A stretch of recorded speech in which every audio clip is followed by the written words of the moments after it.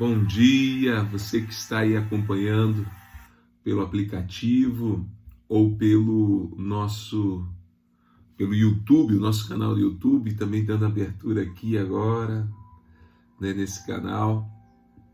Aleluia! Estamos já ao vivo aqui, a gente tem um período de oração inicial que é maravilhoso.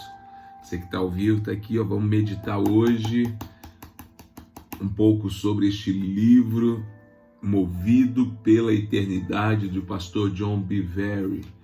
E cada semana, toda segunda-feira, vamos meditar um capítulo, e hoje nós vamos no capítulo 2, certo?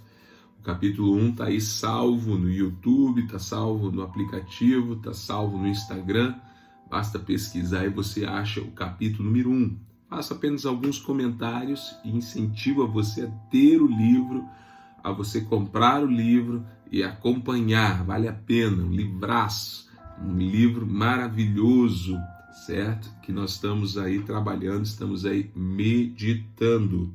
Glória a Deus, aleluia, aleluia, Deus é maravilhoso. Vamos usar gengibre para melhorar a voz, amém. Tá chegando ruim aí? Aí de manhã é difícil, viu? Eu não sei se é o Rafael, é a Magna. Gente, Rafael ontem, né, se acidentou ali, ele e a Magna. Deus abençoe, viu? Que haja recuperação plena aí, né? Se queimou, né? Meu Deus do céu. É incrível, né? Deus te abençoe. Vamos lá, gente. Bom dia a todos, bom dia, Deus abençoe. Tem muita gente entrando. Peço que você fique até o final, pode ir comentando, fazer comentários. Quem está ao vivo aqui tem essa vantagem de a gente interagir, né? Quem está acompanhando depois pelo YouTube, deixa o seu comentário que eu leio depois os comentários, né? Até bom para a gente saber quem está acompanhando as lives. Vamos lá, capítulo 2. Quem está lendo aí o livro aí? Quem leu o capítulo 2? Fala aí, eu li. Digita aí, eu li o capítulo 2. Capítulo 1, nós falamos na semana passada sobre a eternidade. O capítulo 2, ele inicia uma parábola, ele inicia uma história. Então, talvez para alguns fique um pouco estranho, mas depois ele vai utilizar os personagens dessa história para trazer princípios bíblicos, né? Princípios bíblicos para nós. Ele cria aqui o reino de Afabel. Afabel, um reino que seria o reino de Deus, né? Dentro dessa simbologia, o próprio reino de Deus. E a vida em Endel, que seria a nossa vida no dia de hoje, aonde estamos sendo preparados para irmos para o reino de Afabel. E esse tempo, né, a vida em Endel, esse tempo que a gente passa aqui na Terra, é um tempo em que Deus nos concede talentos. E é exatamente isso que a gente vai ver aqui no decorrer dessa história do capítulo 2. Então vale a pena você ler, acompanhar aqui, para que você entenda, né, o que está acontecendo e entender o restante do livro, certo? Entender o restante do livro, ok? Glória a Deus. Vamos lá, gente. Bem, ele começa citando aqui para você entender, né, para te dar esta base, Marcos capítulo 4, verso 2, onde diz assim: assim lhes ensinava muitas coisas por parábolas, certo? Por parábolas. Jesus costumamente era do seu costume usar parábolas. Aí ele explica ilustrações ou comparações colocadas ao lado de verdades para explicar essas verdades, certo? Então, o que eram parábolas? Ilustrações, aonde poderia explicar, trazer de uma forma mais clara, né? Explicando coisas espirituais. Por que Jesus usava parábolas? Temos duas linhas de pensamentos aqui. Eu creio que muitas vezes Jesus usava para realmente ilustrar, como diz aqui, ilustrar, deixar mais fácil. Porque imagine, Jesus estava falando de coisas espirituais, coisas que saem do nosso entendimento, saem do nosso dia a dia. Então, como que você fala de algo para alguém que nunca experimentou aquilo? É igual eu tentar falar para você. Eu creio que a grande maioria dos brasileiros não sabe o que é, por exemplo, neve. Olha, o que é neve? Neve é gelo? Não, não é gelo. Ou seja, para tentar explicar para alguém que mora lá num país onde a neve é comum, você não precisa explicar nada. Mas para um brasileiro onde o Brasil não neva, como que você vai explicar? Só tem um jeito de explicar algo para alguém que nunca viu aquilo, que não tem ideia. Mas como assim? É você usar paralelos, usar coisas que estão dentro do conhecimento dessa pessoa para ela fazer uma ligação e pelo menos ter uma ideia do que você está falando. Assim, Jesus estava falando de coisas espirituais, coisas do reino de Deus que nós não conhecemos. Então é necessário comparações, né? Olha, a neve, imagina assim uma areia bem macia, agora gelada, né? Imagina se você pegar um gelo e de repente fazer aquela raspadinha mais leve ainda, uma coisa muito leve, né? Porque aí você vai tentando ilustrar, né? Areia, uma raspadinha e aí por diante, para chegar a ter uma ideia de que seria neve, não é um gelo. Enfim, é assim que Jesus fazia. Bem verdade também, então a ilustração vai trazer pelo menos um entendimento de algo que nós não compreendemos, que nós não sabemos, que nós nunca vimos, que é o reino de Deus. Mas é bem verdade também uma segunda linha de pensamento onde o próprio Jesus fala, aonde os discípulos chegam para Jesus e falam, o povo está reclamando, não está entendendo essas histórias. E Jesus, ele fala, olha, o reino de Deus, o mistério do reino de Deus é para os íntimos, é para aqueles ao qual eu explico. Então Jesus explicava a parábola para eles. Então também era para ocultar, tanto trazia ilustração, mas também ocultava para aquele que ele não queria que a mensagem chegasse. E aqui então o autor do livro ele vai usar uma ilustração, vai usar uma parábola, que é o reino de Afabel e a vida em Endel. Para você que está acompanhando, repito, Afabel, este reino, seria o reino de Deus. Um dia iremos morar, é a nossa promessa, a vida eterna com Deus. E a vida em Endel é a nossa vida hoje, aonde estamos caminhando em preparação para esse grande dia. Bem, é um capítulo bem ilustrativo, certo? Bem ilustrativo. Então não tem muito o que falar, mas vale a pena nós destacarmos aqui que dentro deste reino de Endel, onde as pessoas estão sendo preparadas, entre as milhares de pessoas que havia naquele reino, ele vai contar a história de 5 pessoas, né? Que são 3 rapazes e 2 moças. E ele dá um nome com as características dessas pessoas. Tem o independente, tem o enganado, tem a enfraquecida, a egoísta e a caridade. Então nós vemos aqui 5 tipos de pessoas que estão nesta preparação para o reino, para o encontro do reino. Aqui então a gente já começa a tirar algumas referências, né? O tema que nós estamos trabalhando é movido pela eternidade, movido.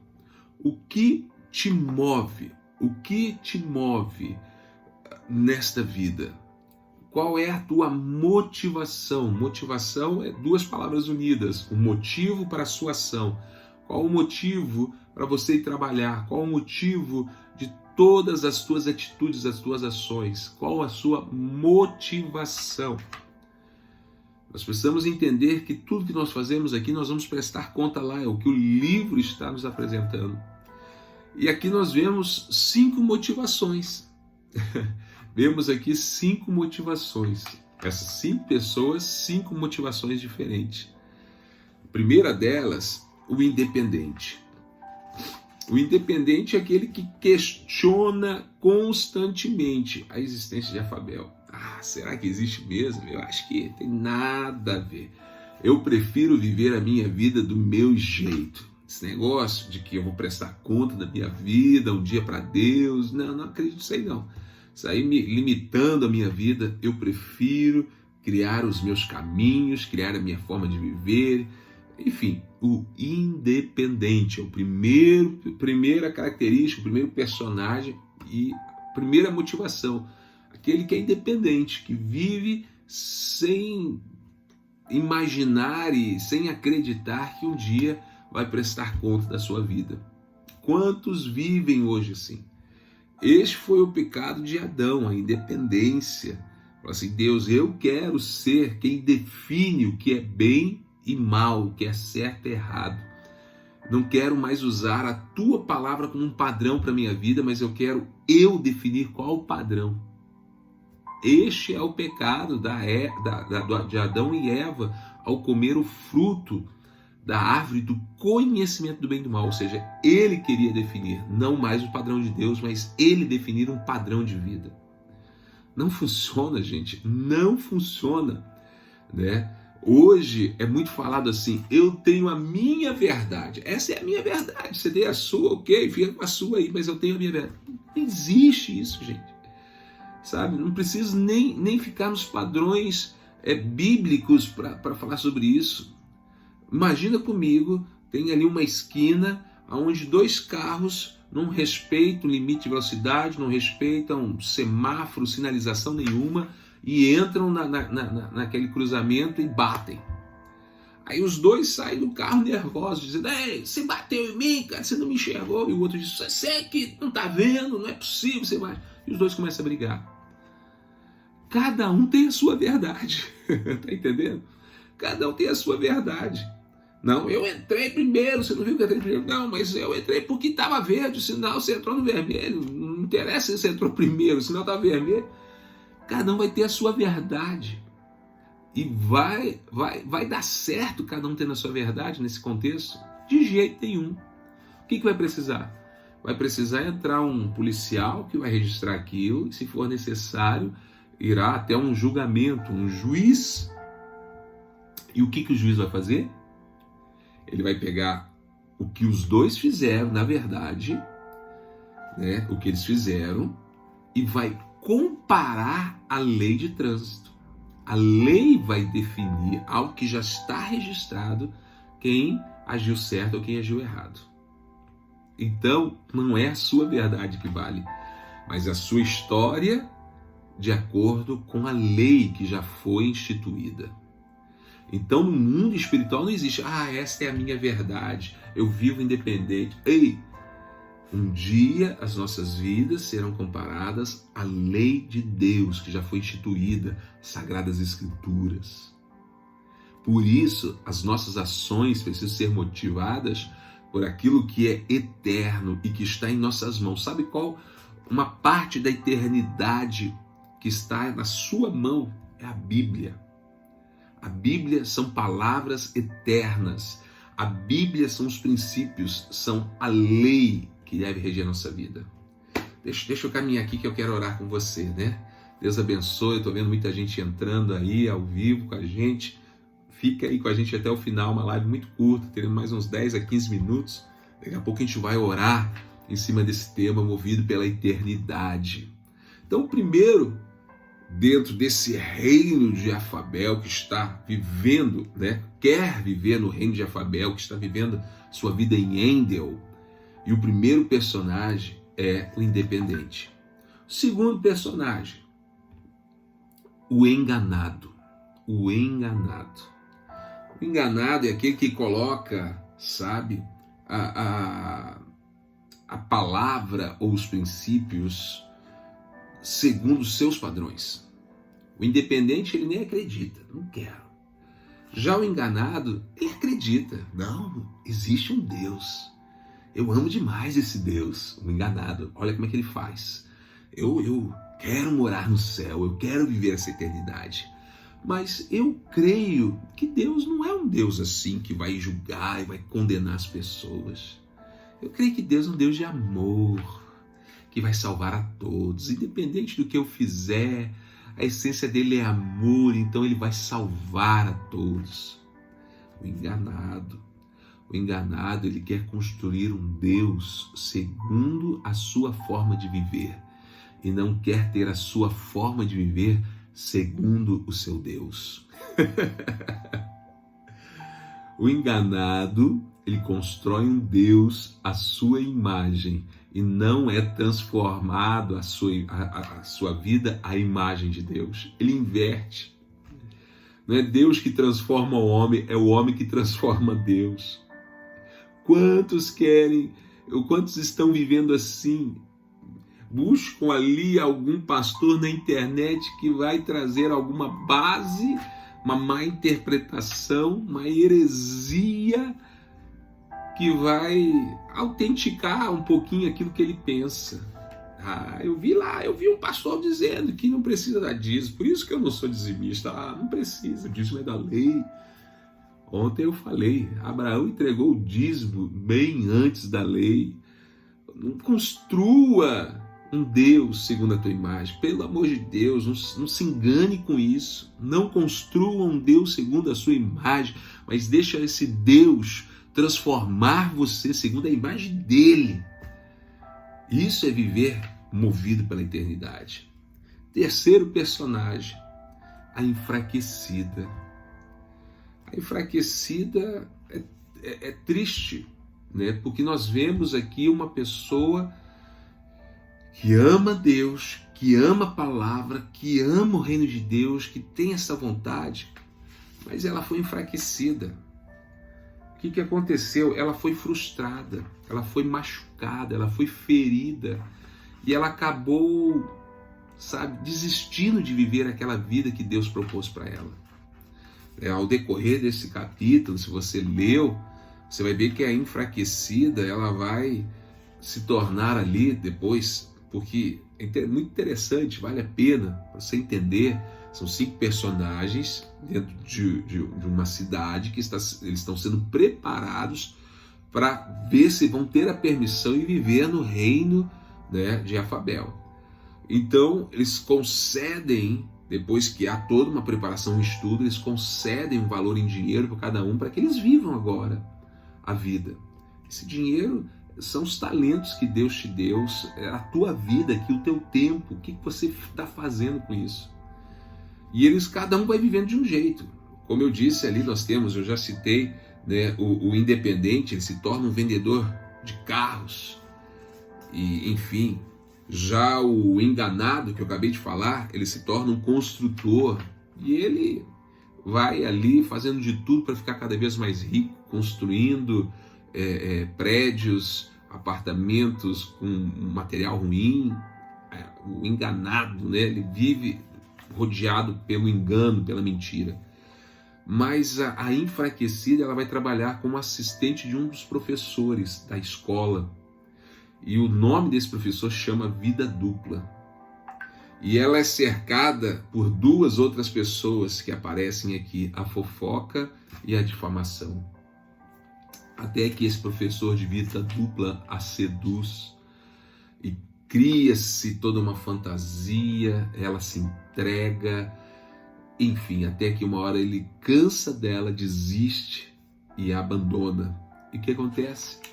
Ela não quer mais seguir aquele caminho, ela desistiu, ela ficou ferida, machucada. Assim são muitos nessa caminhada, feridos por pessoas. Mas mesmo que pessoas te feriram, e aqui nós estamos falando, né, nesse contexto, nessa parábola, de um professor que dava aula na escola, mas que ele tinha uma vida dupla. Às vezes eram pessoas dentro da igreja, às vezes pode ser até um líder religioso de vida dupla. Meu Deus, é tão triste isso. Quantos que foram machucados por líderes, pastores, não só no meio evangélico, mas às vezes por padres, ou por algum outro tipo de líder, onde a pessoa tinha uma fé tão pura, e ela se entrega a isso, e vigaristas usam, né, e acabam abusando da pessoa, não só fisicamente. Aqui no caso ela foi abusada sexualmente, né, ela entregou a sua virgindade para aquele professor, mas abusado emocionalmente, abusado no sentido de que as pessoas usam da fé, da bondade, igual a enfraquecida, e começam a usurpar, a roubar dessa pessoa, tirar dinheiro da pessoa com mentiras. E quando essa pessoa cai na real, ela fica enfraquecida. Ela não consegue mais se relacionar com Deus. O quarto, vamos lá, são 5, né? Vamos fechar aqui. O quarto é o egoísta. Quando ele vai viver a sua vida, ele consegue poder, consegue influência, até que se torna prefeito daquela cidade. Só que todas as suas ações não são movidas pela eternidade, não são movidas pelo próximo, mas a sua ação é movida por ele mesmo. Eu quero mais dinheiro, eu quero mais poder. E ele chega um momento que ele poderia até mesmo fazer algo muito bom para a cidade, para a escola, só que para o seu próprio benefício, ele faz um negócio, ele fazia campanhas para doação e roubava, e fez uma compra beneficiando uma empresa, porque aquela empresa tinha investido dinheiro na sua campanha política. Então não fez o que era o melhor para a cidade, mas fez o melhor para ele. Quantos vivem assim de forma egoísta, sem pensar no reino, mas em si próprio? E o quinto e último personagem é a caridade. Esse é movido pelo amor. Este não se tornou uma pessoa